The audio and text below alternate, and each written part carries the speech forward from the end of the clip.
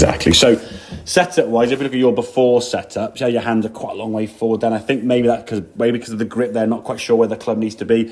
We've got to get it in the sort of finger joint of the hand there, so it sits a little bit airtight, not gripping it tight, but just it's securely in there. If you're sort of got a bit of daylight between the sort of palm and the grip, that there's potential for movement, okay? And as we get to the top of the backswing, you're losing a bit of that grip position, then you grab the club to try and regain that grip, and that's probably what's twisting the club face more, so I see it top of the backswing, okay? So try to have the hands too far from, this is a 4 iron, that's a 7 iron, and you got your hands further forward with the 4 iron there, so get those hands a bit further back, as we said.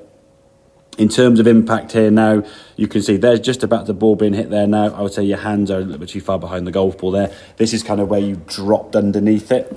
So we use that kind of clock face reference. 12 o'clock's the ball, 9 o'clock, 6 o'clock, 3 o'clock, okay? If you're hanging back on your back foot or you go back away from the ball, you end up hitting that ground first, hook shot, whatever it may be. And if you try to get your hands in front, you don't change it too much, yeah? Because then you start shoving the hands at the golf ball, yeah? So you've got to focus in terms of getting the club from the top of the backswing. Now, this hip movement now is looking good. So from up here now, we're sinking into that left hip nicely there now, okay? You've got to feel a little bit more, say, pressure down this way, okay? Yeah. Your hips are always, your left hip's always going to get higher than your right because it's almost inevitable the way you're twisting and body's rotating, but shifting more into that goal ball there now, so the middle of your hands now are a bit more kind of on top of the goal ball. I mean, that's basically the impact of each shot there at a similar kind of spot. And in fact, we can't see your left side of your shorts there, whereas that one you can see pretty much most of your left thigh, and that's pretty much the impact of the two there. So, and with this one, you move forward there now, you're in a lot more balance. This one I think was a little bit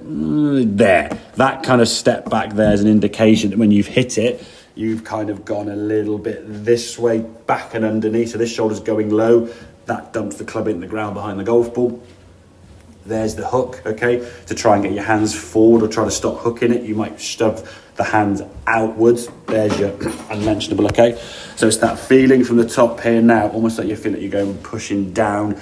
This lead hip from here now is moving back and down this way, yeah? As the arms are doing what they normally do. Your arms still lead to forward, which I think they do pretty well now, in fairness. I mean, don't see too much of that occasionally, but not so much. That left hip's got to be going back and down here so you get your low point better here. It's not kind of and firing it so the shoulder drops under. You get that hooky one. I think the grip moving was more with the grip where you were holding it. So I think now you know where that club needs to sit. I would say all the time, hold up like that sword, just grip it up here and get that grip in the right position up here and then just tip forward, yeah? If you're gripping it down on the ground, it tends to rise up and come down the sort of the lifeline here. Then your little finger's going to grip on, so there's a pressure point here now, and it's just going to wobble around. And if your glove, as you saw, sees that sort of wear and tear in that sort of sweaty part of your palm, that's an indication that club's twisting around. Yeah. Not always because of contact, yeah? It will twist because of contact, inevitably, because you're swinging something pretty fast, yeah? But I think for me, from a balance perspective, your body rotation now is much better. There's a lot less of those kind of like spinny kind of swings that you're getting there now. And the fact you're in blooming 240 with a hybrid, yeah, I can easily see you consistently breaking 90 this summer. And I wouldn't be shocked. I'd be really pleased and chuffy, obviously, but I wouldn't be that shocked if you broke 80.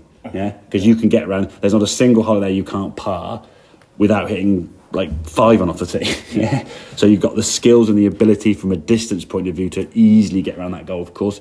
It's just dialing in those shots. And I think as well, when you have 100 yards from the green, that you make less bogeys, yeah? Or less big numbers, yeah? Mm-hmm. That's the important thing. If you just, now you're looking at sort of 90 to 80 barrier or bracket. It's more like hitting greens now. So you're not trying to get more birdies, but just hit the green in 2-putt, yeah? If you're missing green wedges, like that last one there, okay?